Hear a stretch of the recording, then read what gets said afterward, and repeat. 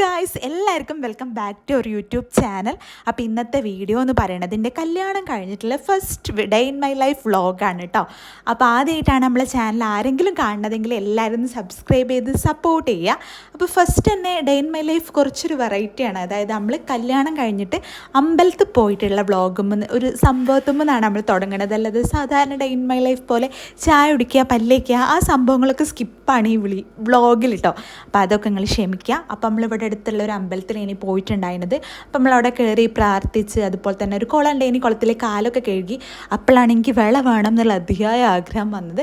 അങ്ങനെ ബിബിനായിട്ട് എനിക്ക് വളയൊക്കെ വാങ്ങി തന്നിട്ടോ. ബ്ലാക്ക് കളർ കുപ്പിവള ഇടണം എന്ന് ഞാൻ വിചാരിച്ചിരുന്നത്. ഒരു പ്രാവശ്യം വള ഇട്ട് പൊട്ടിയതിനോട് തന്നെ ഇപ്പം അത് കയ്യിലേക്ക് ഇങ്ങനെ ഇടുമ്പോൾ ഞാൻ ഭയങ്കരമായിട്ട് സൂക്ഷിക്കാറുണ്ട്. കാരണം അടുത്തൊരു പൊട്ട് വാങ്ങി ചോര വരാൻ എനിക്ക് താല്പര്യമില്ലാത്തതിനോട്. അമ്പലത്തിൽ പോകുമ്പോൾ നമ്മൾ ചായ കുടിക്കില്ലല്ലോ, അതുകൊണ്ട് തന്നെ എനിക്ക് നല്ല പോലെ വിശക്കുണ്ടിനി. വിശക്കണു എന്നുള്ള വെളിയിൻ്റെ സൗണ്ട് ഞാൻ നല്ല പോലെ കേട്ടിനി. അങ്ങനെ നമ്മൾ അവിടെ നിന്ന് ഇറങ്ങിയിട്ടൊരു മസാല ദോശ തിന്നിട്ട് അവിടെ അടുത്ത് തന്നെയുള്ളൊരു അമ്പലമാണ്. അതൊക്കെ കഴിഞ്ഞിട്ട് ഒരു അമ്മ കൈ നോക്കണ്ടേനി. വെറുതെ അമ്മേനെ കണ്ടപ്പം ആ അമ്മയ്ക്കൊരു ഹെൽപ്പ് ആയിക്കോട്ടെ. പിന്നെ അമ്മക്ക് രണ്ടാക്കും ഒരേപോലെ ഇൻട്രസ്റ്റ് ഉള്ളൊരു കാര്യമാണ് കൈ നോക്കിയിട്ട് എന്ത് സംഭവിക്കാൻ പോണെന്നുള്ളത് അറിയാനുള്ളൊരു ക്യൂരിയോസിറ്റി അമ്മക്ക് രണ്ടാക്കുണ്ട്. അങ്ങനെ ഫസ്റ്റ് ബിബിനേട്ട കൈ നോക്കി, പിന്നെ ഞാനും കൈ നോക്കി കേട്ടോ. അപ്പോൾ ഓരോ സംഭവങ്ങളൊക്കെ ഇങ്ങനെ പറഞ്ഞതിൽ കുറച്ചൊക്കെ ഉണ്ട്, കുറേ കണ്ടോ എന്നുള്ളത് അറിയില്ല. സംഭവം യുഗേ എന്നാണല്ലോ. സംഭവിച്ച് കഴിഞ്ഞതിന് ശേഷം പറയാം. സംഭവം എന്താ വെച്ചിട്ടുണ്ടെങ്കിൽ ഈ ഒരു പ്രായത്തിൽ ഈ അമ്മ അവിടെ ഇരുന്നിട്ട് ഒരു പണി എടുക്കുന്നുണ്ടല്ലോ. അപ്പോൾ നമുക്ക് ആഗ്രഹമുണ്ട് നോക്കാൻ വേണ്ടിയിട്ട്. ബീച്ചിലൊക്കെ പോയാൽ നമ്മൾ ഇതുപോലെ ചെയ്യലുണ്ട്.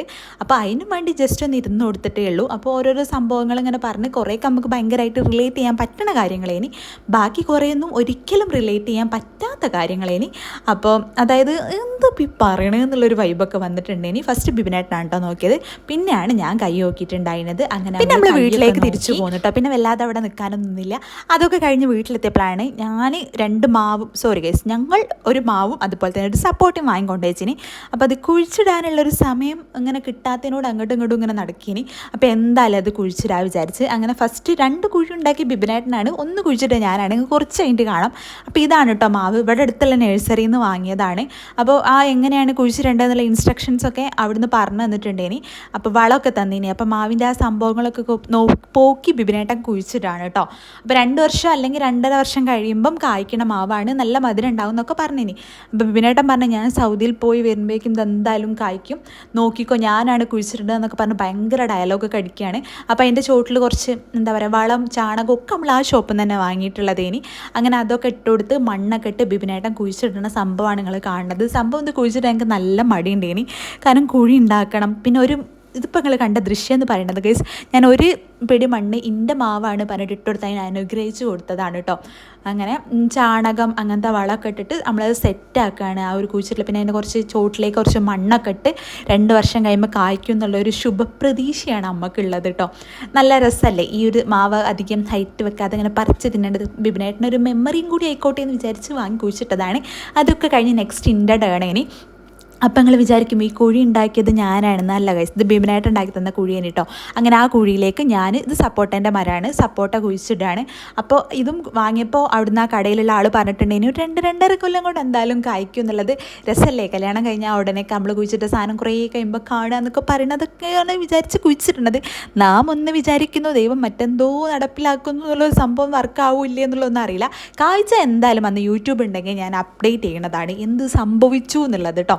പിന്നെ അതിൻ്റെ ചുറ്റും ഞാൻ ബാക്കിയൊക്കെ വെച്ച് കൊടുക്കുകയാണ്. ബാക്കിയൊക്കെ പറയല്ലേ ചാണകം, ആ മറ്റേ വളം, ആ വളത്തിന് എന്താ പറയുക മിക്സ്ഡ് വളം ഗൈസ്, യെസ്, അതും കൂടി വെച്ച് കൊടുക്കുകയാണ്.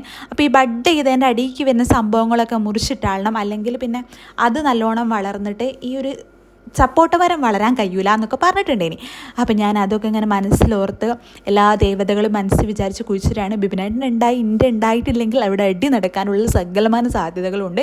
പിന്നെ എനിക്കും ഒരു സങ്കടമാവുമല്ലോ. അങ്ങനെ ഞാൻ മണ്ണൊക്കെ അതിൻ്റെ മൂട്ടിലേക്ക് ഇങ്ങനെ ഇട്ട് കൊടുക്കുകയാണ്. പണ്ട് ഇതുപോലെ ഞാനൊരു മഹാഗണി കുഴിച്ചിട്ടുണ്ടായിരുന്നു കേട്ടോ. പണ്ട് സ്കൂളിൽ നിന്ന് നമുക്ക് ജൂൺ 5-ന് എൻ്റെ മരം തരുമല്ലോ, എന്നിട്ട് എൻ്റെ മരത്തിൻ്റെ ഒരു ഡയറിയൊക്കെ എഴുതാനുണ്ടാവും.